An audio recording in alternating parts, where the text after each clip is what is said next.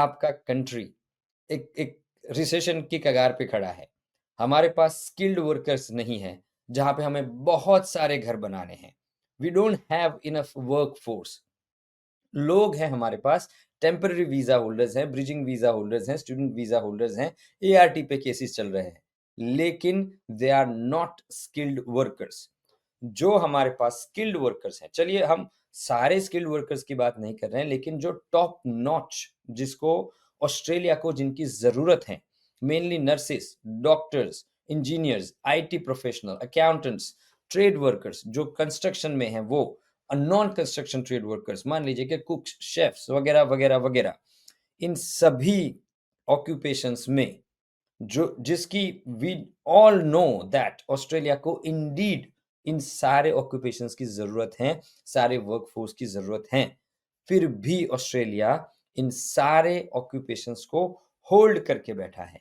हमारे बहुत सारे कमेंट्स में वी हैव नोटिस दैट कि nurse, a registered nurse NEC at 85 points asking me कि सर मेरा इनवाइट कब आएगा।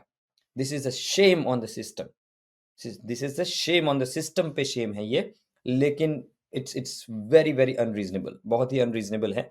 But it is happening, it is happening. बहुत सारे कैंडिडेट्स जो बहुत सारे पॉइंट्स लेके बैठे हैं और बहुत बड़ी आस लगा के बैठे हैं कि आज नहीं तो कल हमारा इनवाइट आ जाएगा, ये सारे कैंडिडेट्स के सारी आशाओं पे ये होल्ड करके, ये जो सीट्स होल्ड करके गवर्नमेंट जो अत्याचार कर रही है, आई एम अगेंस्ट दैट, है ना। ये this is something they should not be holding until this time. इतने टाइम तक होल्ड करना ये वाजिब नहीं है, वाजबी नहीं है। गुजराती में बोलते हैं वाजबी, लेकिन वाजिब नहीं है। So I am condemning them, department for this.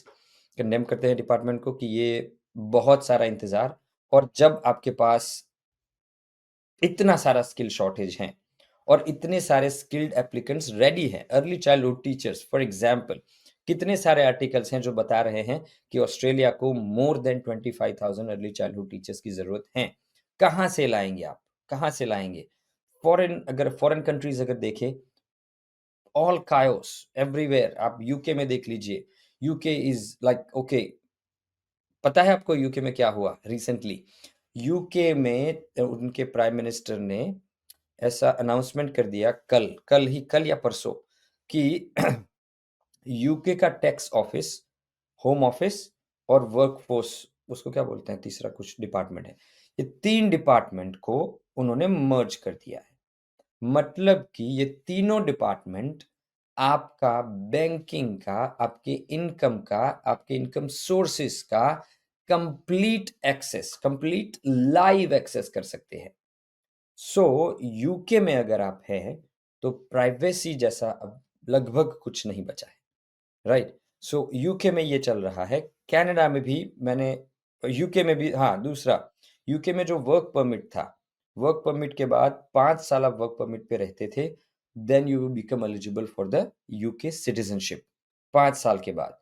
अब वो 5 साल का ड्यूरेशन हो चुका है 10 साल, which is a massive hit for those who are working in UK। जो लोग यूके में काम कर रहे हैं, उनके लिए जो 5 साल का वर्क ड्यूरेशन है, अभी ऑस्ट्रेलिया में ये ड्यूरेशन सिर्फ 2 साल का है कि 2 साल के बाद आप अपना पीआर अप्लाई कर सकते हैं, लेकिन अब 5 साल का था यूके में, उसको बढ़ा के 10 साल का कर दिया गया।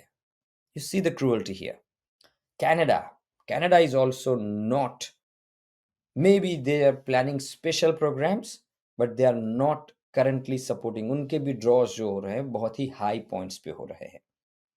अगेन मैं आप सभी को बताना चाहूंगा कि जो भी कैंडिडेट्स ऑस्ट्रेलिया में अप्लाई करने जा रहे हैं, in terms of skilled migration, आप 189, 190 या 491 कर रहे हैं, या फिर एम्प्लॉयर स्पॉन्सर्ड 482, 186 या 494 कर रहे हैं, एट दिस मोमेंट जितना भी प्रोटेस्ट चल रहा है माइग्रेंट्स का world wide, I am not talking about Australia only, world wide, इन सबको मद्देनजर रखते हुए, और जो पीस और जो सेटल्ड लाइफ आपको ऑस्ट्रेलिया में मिल रहा है in compare to all those countries, just because of that reason आज ऑस्ट्रेलिया दुनिया में सबसे ज़्यादा प्रीमियम डेस्टिनेशन बन चुका है।